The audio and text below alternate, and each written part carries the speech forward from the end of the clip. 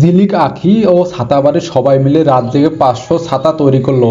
হ্যাঁ বন্ধুরা, এমনটাই দেখতে পারবো 2 শালিক ধারাবাহিক নাটকের আগামী পর্বগুলোতে। ছাতাবাড়ির পুরনো কাস্টমারের মেয়ে বাবার মৃত্যুবার্ষিকী উপলক্ষে 500 ছাতার অর্ডার করেন। এই কথা শুনে চমকে যায় সবাই।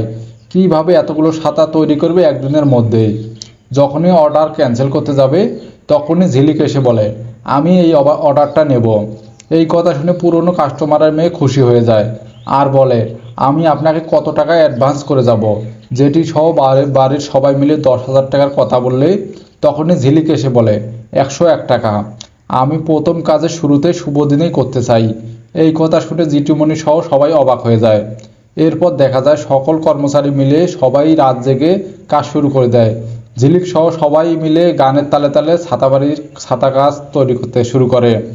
আর এক রাতের মধ্যেই 501টা ছাতা তৈরি করতে ফেলে। এতে সবাই খুশি হয়ে বলে, আমরা এই কাজটি পেরেছি। তখন পিসিমণি খবরটা দেয় পেয়ারকে, আর পেয়ারকে পিসিমণিকে বলে, তুই যেভাবে পারিস ছাতাগুলোকে নষ্ট করে দে। আর এই কথাগুলো আড়াল থেকে ঝিলিক শুনতে পায় আর বলে, মনে মনে বলে, পিসিমণি কেন, পেয়ারকেও এসে এই ছাতাগুলো নষ্ট করতে পারবে না। হ্যাঁ বন্ধুরা, এরপর কি হবে পরবর্তী ভিডিওর জন্য আমাদের পাশেই থাকুন।